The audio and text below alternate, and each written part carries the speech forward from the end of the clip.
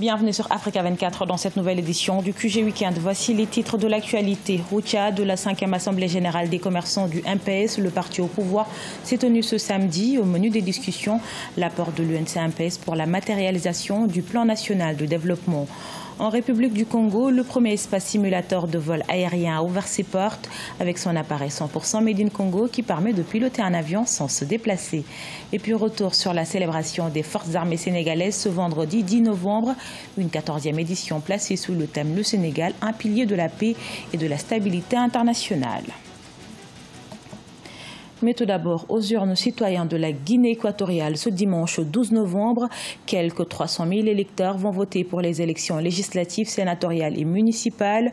Un scrutin sans grand suspense avec le PDG majoritaire dans le pays qui devrait remporter ces élections. Toutefois, l'opposition espère faire son entrée au Parlement où le parti au pouvoir et ses alliés disposent de 99% des sièges. Au Tchad, les opérateurs économiques membres du parti au pouvoir ne sont pas indifférents à la crise que traverse le pays. Réunis ce samedi en Assemblée générale, ils ont réaffirmé leur soutien au gouvernement, notamment à la réalisation de son plan national de développement. Mahamat Ramadan, Marcel Farba-Maroun.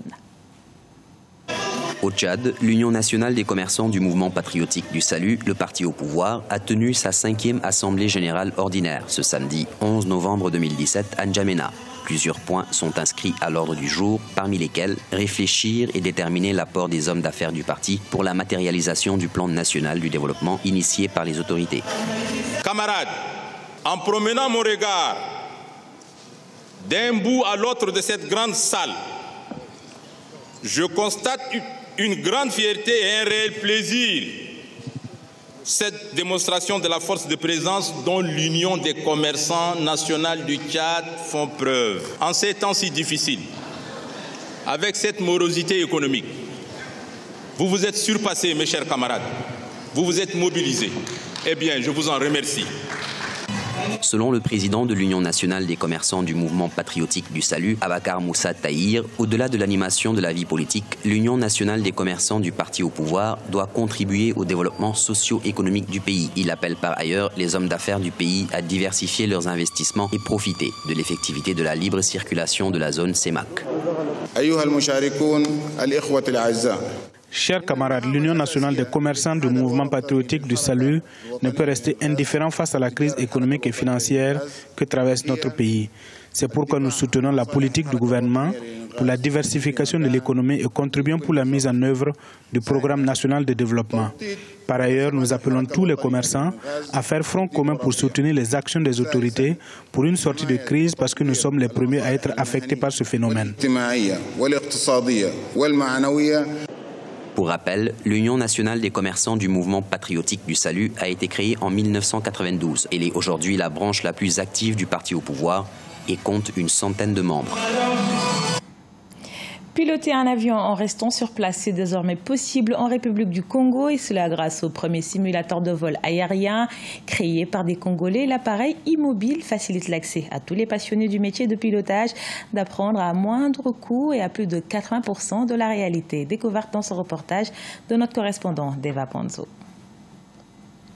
Située à proximité de l'aéroport international Maya-Maya, la compagnie Sim Aerospace est ouverte au public depuis plus d'1 an. Grâce à ce simulateur de vol conçu par des Congolais avec du matériel recyclé à Brazzaville et l'électronique importée d'Europe, les passionnés de l'aviation peuvent désormais réaliser leur rêve d'apprendre à piloter un avion. Sim Aerospace, c'est un nouveau concept, une plateforme que nous avons montée ici au Congo-Brazzaville qui permet de rassembler tous les passionnés d'aviation autour d'un projet de simulateur de vol que nous avons conçu sur place. Alors, c'est donner l'accès au métier de l'aviation à tous ces gens qui sont passionnés, à tous ces gens qui ont toujours rêvé de monter dans un cockpit, ou bien aux gens qui ont peur de prendre l'avion, ils ont peur des trous d'air, savoir un peu, il y a quoi dans le cockpit d'un avion. Depuis l'ouverture des portes de Sim Aerospace, plusieurs jeunes passionnés apprennent les notions de pilotage grâce à ce simulateur tel que Neftali Salam, qui a effectué d'énormes progrès en 6 mois de formation. Le simulateur m'apporte beaucoup, déjà Ça me permet d'avoir plus d'expérience sur la façon de voir les choses dans l'aviation, dans le monde de l'aviation, parce que c'est un monde très strict. Les concepteurs du simulateur de vol de Cima Aerospace envisagent de réaliser un projet éducatif d'envergure avec la construction prochaine d'un simulateur dans une école technique et par des élèves. Nous allons plutôt emmener le projet dans un lycée de la place, un lycée technique en l'occurrence, pour faire donner une expérience à ces jeunes qui sont au lycée technique, une expérience pratique. Leur devoir, ce ne sera plus uniquement de fabriquer des petites pièces, mais ils vont surtout participer à un projet unique, concevoir un simulateur de vol. Donc ça sera certainement le premier simulateur de vol qui va être conçu dans un lycée technique. Et donc il y aura l'échange d'expériences que nous allons apporter à ces jeunes élèves. Il faut noter que la compagnie Cima Aerospace organisera un salon de l'aéronautique en décembre 2017 à l'occasion de la Journée internationale de l'aviation en vue de rapprocher le public de l'avion. Le Sénégal a célébré ce 10 novembre la journée internationale des forces armées. La contribution de l'armée sénégalaise à la paix et à la stabilité internationale était la thématique retenue pour cette 14e célébration. Occasion pour le chef de l'État de saluer cette armée qu'il a qualifiée d'outil au service de la politique internationale. Reportage de notre correspondant Elhadji Ndiaye. Ce vendredi 10 novembre 2017, au camp Dial Diop de Dakar, mais aussi dans toutes les régions du pays, a été célébrée la 14e édition de la Journée nationale des forces armées sur le thème « Contribution des forces armées sénégalaises à la paix et à la stabilité internationale ». À cette occasion, le président Macky Sall a salué l'apport des armées dans la diplomatie sénégalaise. Outil efficace au service de notre politique internationale. Les forces armées soutiennent activement notre diplomatie en permettant au Sénégal de participer aux efforts de la communauté internationale visant à aider et protéger les populations civiles des zones de conflit. Grâce à une action modulée, centrée sur l'engagement de contingents aguerris, le déploiement d'observateurs et d'officiers d'état-major expérimentés, la mise à disposition de hauts cadres, dont 6 officiers généraux, commandants de force et un conseiller militaire auprès du secrétaire général des Nations Unies, nos vaillants djambars ont su bâtir et conserver une excellente réputation. Depuis 1960, le Sénégal a participé à une 50aine de missions de maintien de la paix dans le monde. En portant ses effectifs à près de 1500 hommes, le Sénégal deviendra, à la fin de l'année 2017, le premier pays contributeur de troupes au Mali, selon le président sénégalais Macky Sall. Cette montée en puissance sur les théâtres extérieurs a été particulièrement renforcée grâce à l'acquisition de vecteurs aériens, nous conférant ainsi une grande capacité d'appui aérien et de projection stratégique. Aujourd'hui, le Sénégal est présent sur 8 théâtres d'opérations extérieures avec un effectif de 3241 personnels.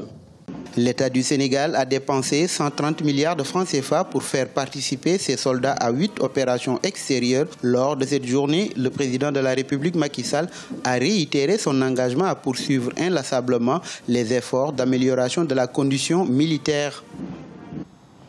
Après les États-Unis, l'Espagne ou encore le Canada, la mode africaine est célébrée en Colombie, la première merveille du pays avec ses cavernes sculptées à la main. La prestigieuse cathédrale de celle de Zipaquirá a accueilli le défilé de l'Afrique Fashion Week, un rendez-vous culturel qui vise également à sensibiliser sur le cancer. Ibrahima Djoumaba.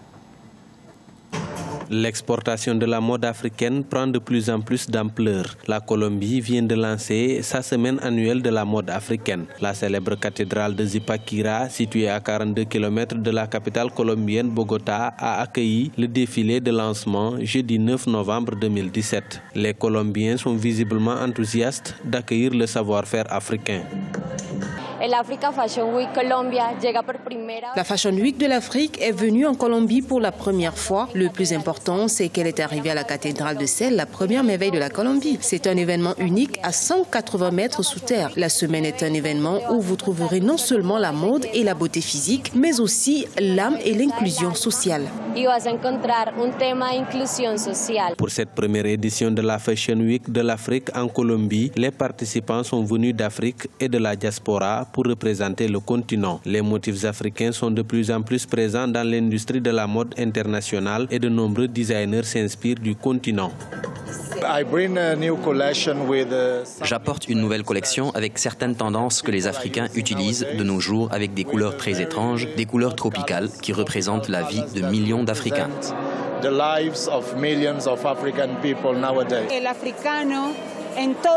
La femme africaine dans toute sa splendeur, avec sa belle couleur de peau, c'est une influence positive et ce que nous avons apporté ici aujourd'hui le montre à travers les dessins, le tissu, les perles, les broderies qui expriment l'africanité de chaque designer.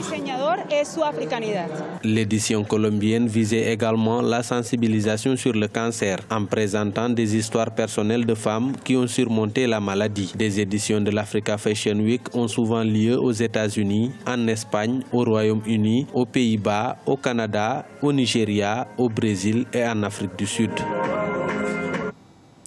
À la page du sport, les 5 pays du continent participant à la Coupe du Monde de football Russie 2018 sont désormais connus.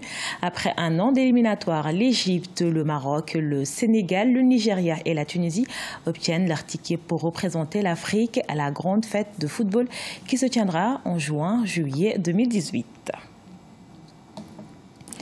Ce journal a été réalisé par l'ensemble de la rédaction. Nous vous remercions pour votre fidélité. Dans un instant, une nouvelle édition de l'actualité sur Africa 24.